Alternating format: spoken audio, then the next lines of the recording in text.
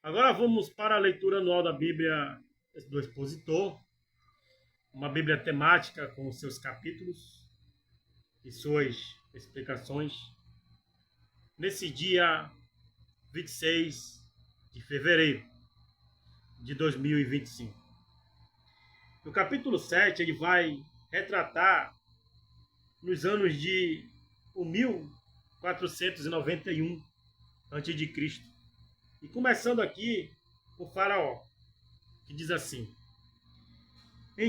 o Senhor então disse a Moisés: Olha, eu te constituí por Deus sobre Faraó, e seu irmão Arão será o teu profeta. Logo entendemos que aí vai ser uma briga entre deuses.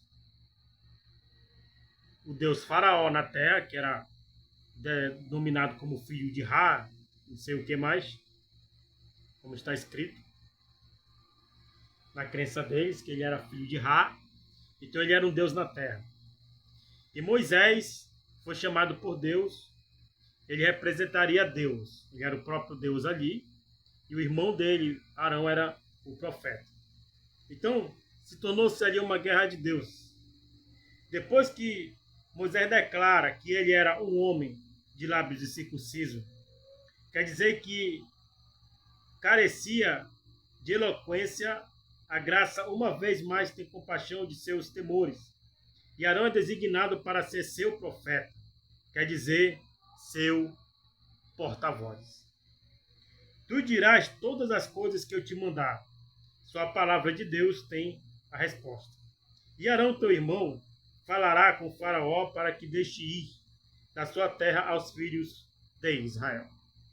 A debilidade do instrumento foi completamente manifestada para que brilhasse o poder que estava somente em Jeová. E em Jeová que atuará não tanto em resposta à fé, mas por fidelidade à aliança e à graça soberana. Eu, porém, endurecerei o coração de Faraó. O Senhor endureceu o coração de Faraó para prover o meio pelo qual o monarca faria isso. De fato, ele faz o mesmo para com todos. Alguns aceitam ao Senhor, enquanto outros se rebelam como o Faraó. E multiplicarei na terra do Egito os meus sinais e as minhas maravilhas. É propósito de Deus que Israel seja preeminente na terra. Portanto, todos que tentarem impedir o caminho dessa preeminência devem ser postos de lado. A graça divina tem que alcançar o seu objetivo, e todos os que se colocarem como uma barreira no caminho dessa graça têm que ser tirados, quer seja o Egito, a Babilônia ou a besta que foi e já não é, e há de subir do abismo. Não importa o poder divino limpará o canal para que flua graça divina e para que seu eterno fluxo seja sobre todos os que estão no caminho. Os palestinos devem ler essas palavras muito cuidadosamente. Faraó não os ouvirá. Por sua onisciência, o Senhor sabia disto, mas eu porei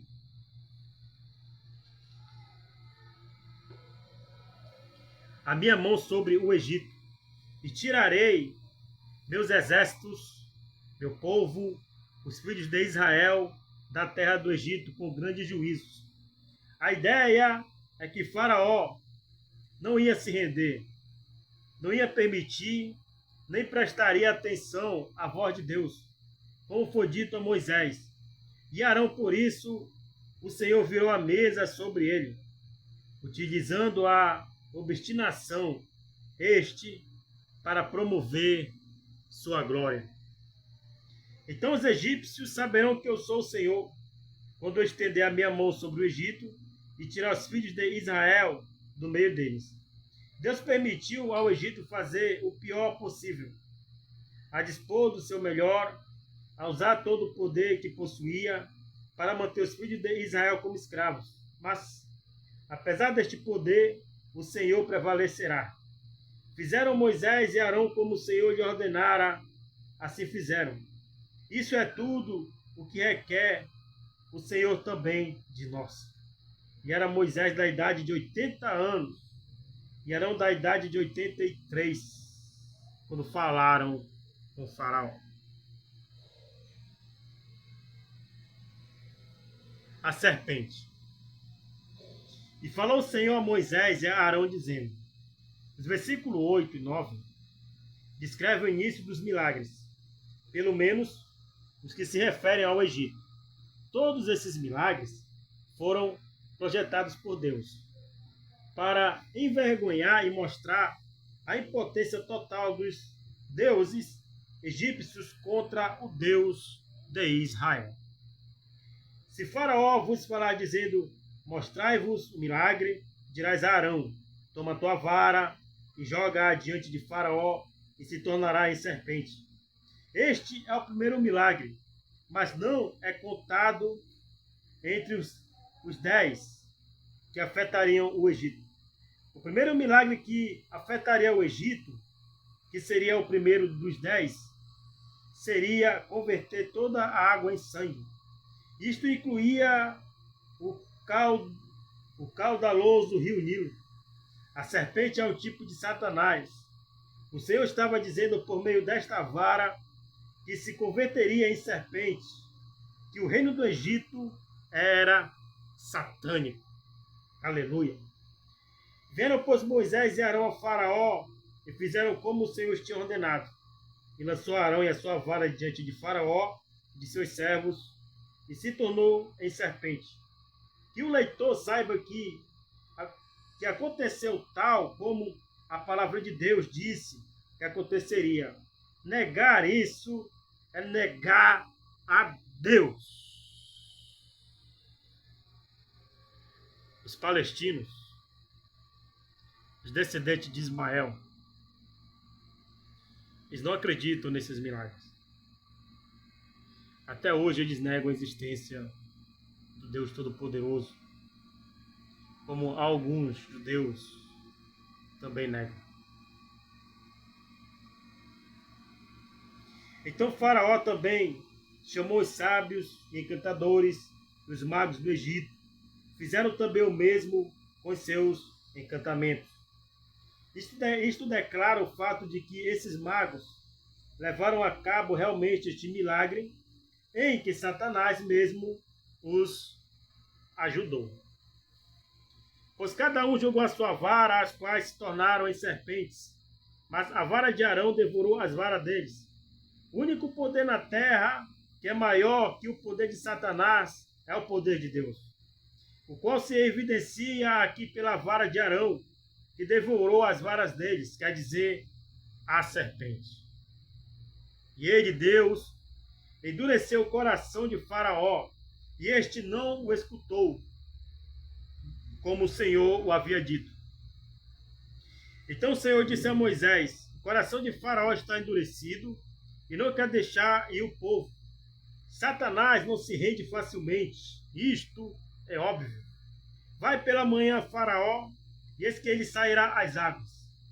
E tu te pões à borda do rio diante dele, e toma a tua mão a vara que se tornou em serpente. Seria a cena do primeiro milagre designado para afetar o Egito. E lhes dirás, o Senhor, o Deus dos Hebreus, me enviou a ti, dizendo, deixa aí o meu povo, para que me sirva no deserto. E eis que até agora não quisesse ouvir. Assim diz o Senhor, nisto saberás que eu sou o Senhor. Verás o meu poder milagroso.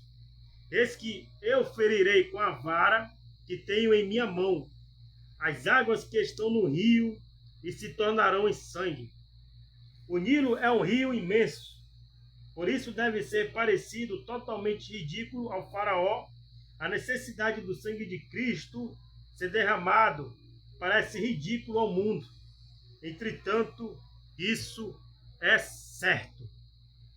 E os peixes que estão no rio morrerão. Havia pelo menos 3 espécies de peixe no Nilo, que eram considerados sagrados. Agora, aqui é uma palavra egípcia. Os Oxirineus, os lepidoutos e os fagros. De fato, os egípcios adoravam reuni-lo sob vários nomes e símbolos. Era chamado o pai da vida e o pai dos deuses.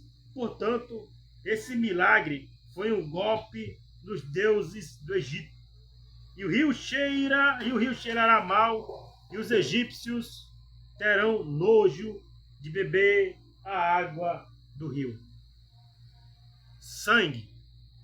E disse mais o Senhor a Moisés: diz a Arão, toma a tua vara e estende a tua mão sobre as águas do Egito, sobre os seus rios, os seus arroios, sobre os seus lagos, sobre todos os seus depósitos de águas, para que se tornem sangue. E haja sangue por toda a região do Egito, tanto nos vasos de madeira como nos de pedra. Os egípcios abominavam o sangue. O seu horror deve ter se intensificado quando eles viram que no rio sagrado e todo o restante da água do país tornou-se sangue. Uma vez, mas que seja enfatizado que isto aconteceu literalmente. E Moisés e Arão fizeram como o Senhor tinha mandado. E Arão levantou a vara e feriu as águas que estavam no rio, na presença de Faraó e dos seus servos. E todas as águas haviam no rio tornaram sangue. Deste modo, os peixes que havia no rio morreram, e o rio cheirou mal, e os egípcios não podiam beber a água do rio, e houve sangue por toda a terra do Egito. E os encantadores do Egito fizeram o mesmo com seus encantamentos, e o coração de Faraó se endureceu, e não escutou como o Senhor havia dito. Vemos que o efeito no coração de Faraó foi endurecimento. Tal era o ódio incurável dele que os juízos divinos endureceram o seu coração natural em lugar de suavizá-lo. E Faraó se voltou e foi para sua casa, e nem ainda pôs o seu coração nisto. Ele se recusava a render-se. Em todo o Egito foram cavados poços ao redor do rio para beberem água, porque não podiam beber das águas do rio. E assim se cumpriram 7 dias. O sangue permaneceu todo esse tempo, depois que o Senhor feriu o rio. O número 7 indica que Deus é plenamente capaz de concretizar o que ele declarou. Aleluia. Ficaremos aqui no capítulo 7 e vamos prosseguindo para alcançar os demais dias. Amém.